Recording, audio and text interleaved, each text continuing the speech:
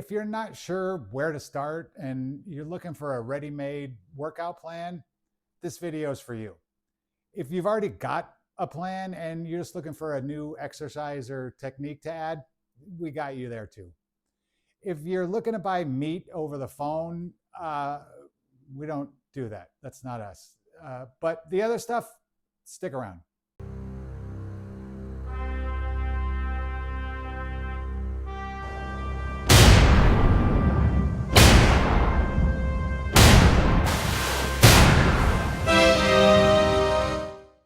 What's up, y'all? My name's Rich. This is my garage, and you're watching Garage Gym Grandpa. So, as promised, I am breaking down the exact workouts that I use going from out of shape grandpa to my first bodybuilding competition. One of the big reasons that people don't start working out is that they just don't know what to do. So if that's you, you can follow this exact plan. And if you've already got a routine, you might pick up a new exercise or two to add in. Either way, let's get into day one, chest and lats. And by the way, I'm going to put the full workout in the description so that you can follow along. So check that out.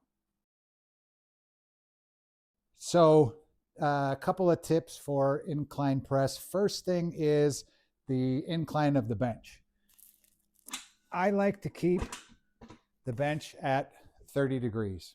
I see a lot of people, at the gym, man, on YouTube, putting the bench way up here or even here. I like to keep it right at 30 degrees.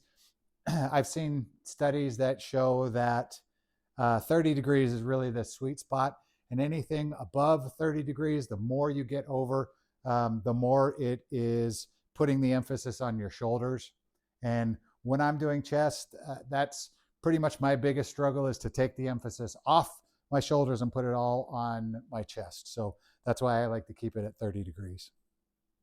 And next, for the incline press, we definitely want, when we're lifting, definitely want to keep the shoulder blades pinned back, pull your shoulder blades together, chest up, big chest.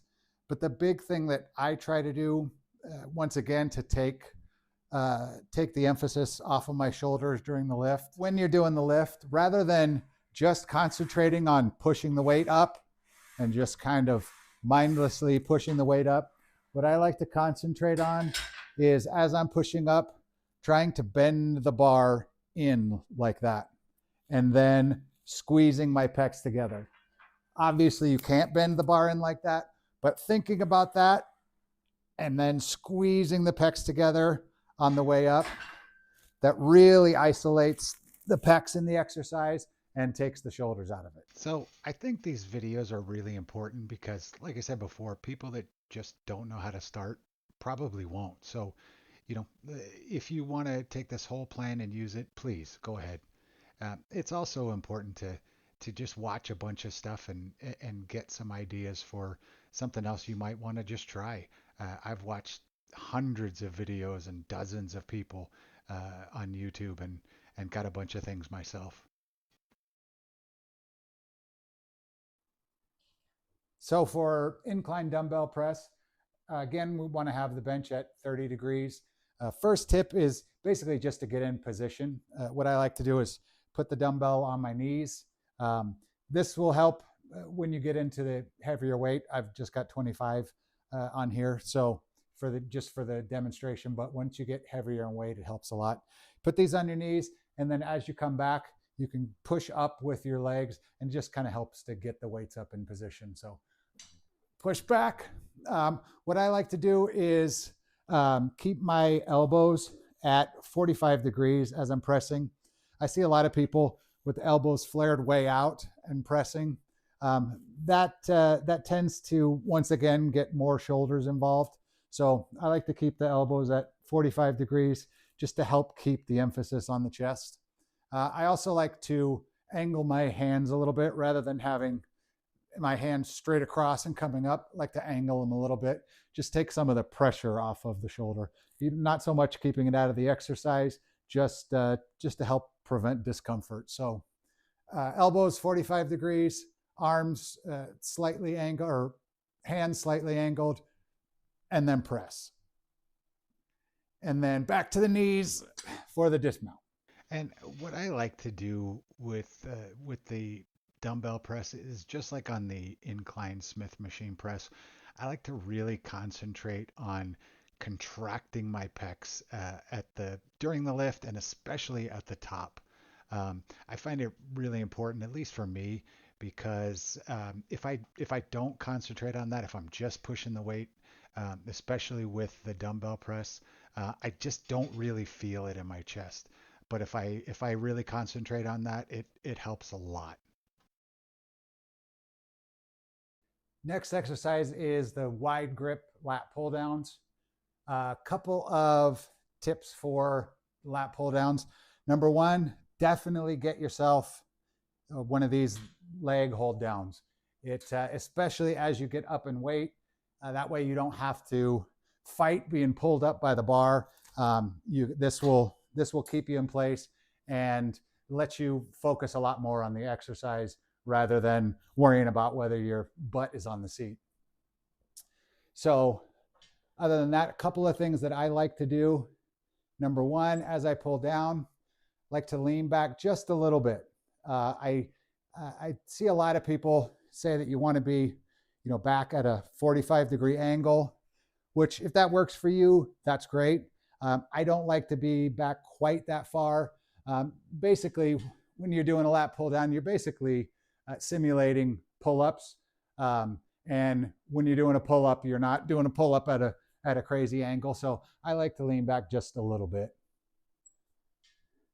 And the other big tip for the lat pull downs, what I like to do is keep my shoulders tucked in close to my body as I pull down, rather than pulling down with my shoulders way out. That really helps to concentrate the movement right here in the lats, right where you're trying to work.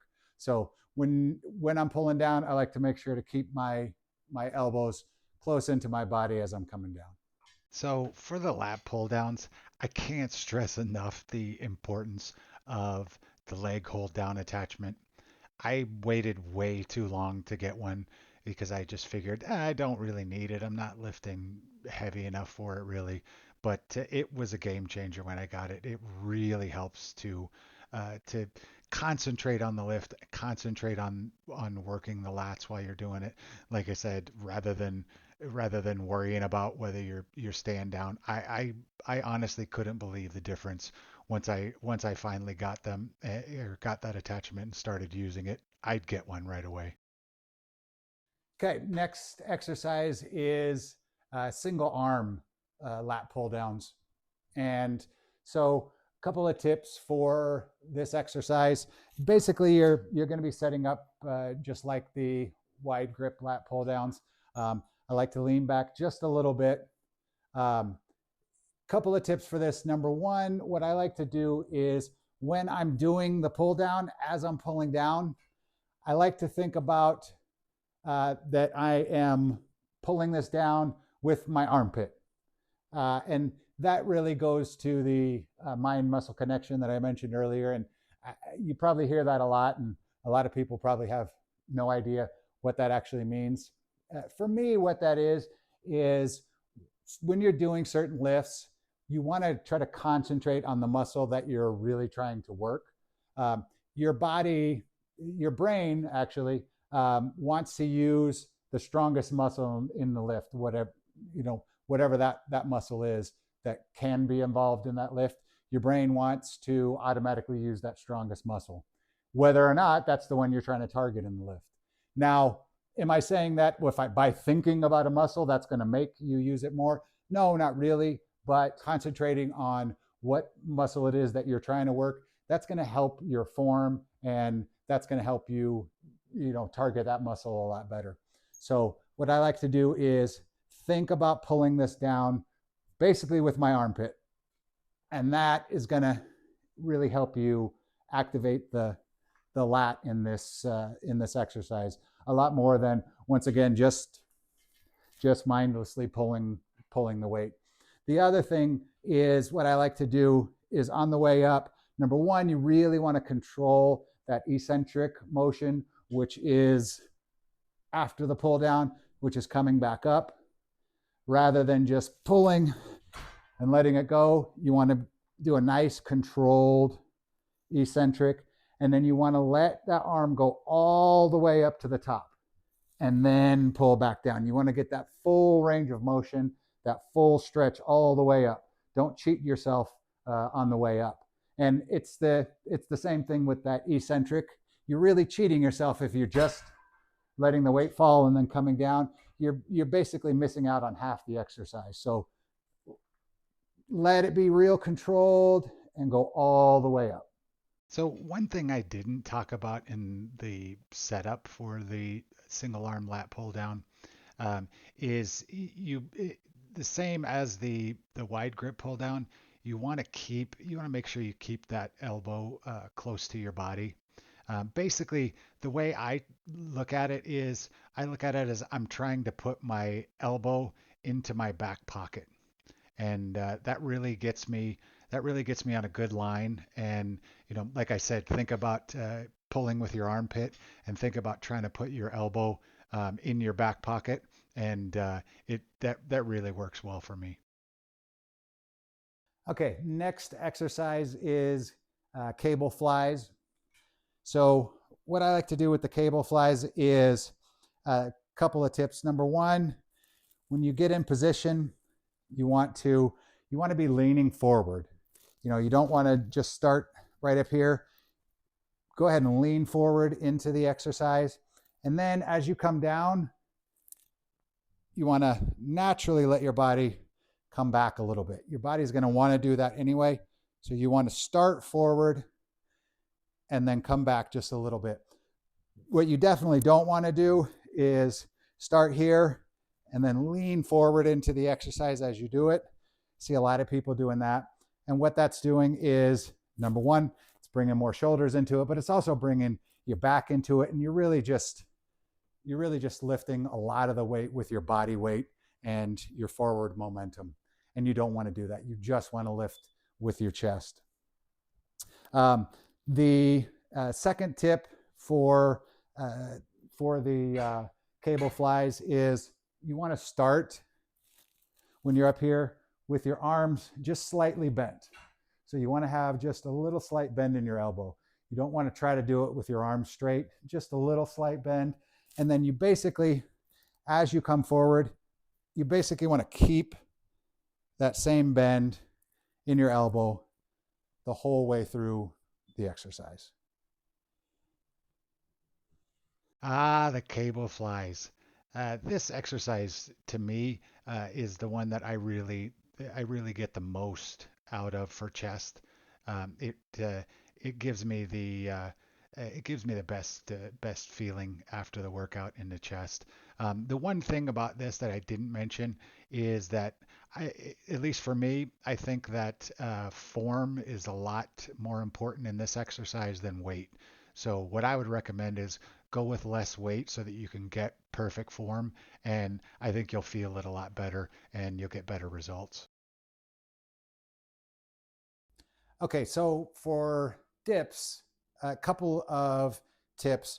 One, what I like to do after getting up in the dip is I like to kick my feet back and go ahead and lean into the dip when I go down. So I like to lean forward a little bit as I'm doing the dip. That really helps me to target the chest. The other tip is when you're doing the dip, you want to don't kind of half it. You want to kick those legs back, lean forward, and get down real far into the dip and get that big range of motion. Now, if you can't go all the way down or you can't come all the way back up, that's fine. I have some problems with my wrist, so coming all the way up to lockout it causes a lot of discomfort, so I don't come all the way up. So if you've got to cut it a little bit, that's fine. Just go as far as you can. So the dips. Um, if you noticed on my attachments for the dips, there's a narrower and a wider grip. If you've got that, give it a try both ways. I find that it really hits the chest for me more with the narrow grip, but the wider grip actually feels better on my wrist. So if you've got both, I would definitely, experiment with both of them. And geez, Louise, the vascularity on my forearms is crazy there. This was toward the end of the workout, so that's why I don't have a disease. Okay, and the last exercise for the day is deficit push-ups. What is a deficit push-up? What makes it different from a regular push-up? Basically, it's just that you're going to put something on the ground here. I've got these little stands. You can also, if you don't have those, you can also use a couple of weight plates, basically anything to get your hands up off the ground. And what you're really doing in a deficit push-up, the reason why you're getting your hands up there is because when you go down, you're going to get your chest down below your hands. And that makes a deficit push-up. So we're coming down below, our hands are coming up. The only tip for deficit push-ups, number one, make sure you've got your hands up on something so that you can get your chest down below your hands. And the other thing is with the deficit push-ups, remember the eccentric. So on the way down, you're going to come down real slow and controlled and then push up. What you don't want to do is just kind of flop down and then push up. You want to go down nice and slow and controlled and then up. And nice and slow and controlled and then up. So deficit push-ups, if you do them right, are a lot harder than you think, especially at the very end of a workout. But if you are getting your chest down below your hands and you're being really controlled on the way up, it will burn your chest up. And like I said, I do them to complete failure at the very end of the workout, so it's tough. And speaking of, here it comes. Oh, just about the failure, about to fall on my face. Here it comes, and can't get up. So I hope this video helped you get started or add to your repertoire. Let me know down in the comments if you're going to use something that you saw or the whole damn thing. Also, don't forget to subscribe so that you don't miss the rest of this series or my whole journey to the bodybuilding stage in a few months. Next up is day 2, leg day. You can't skip it. So we'll see you there.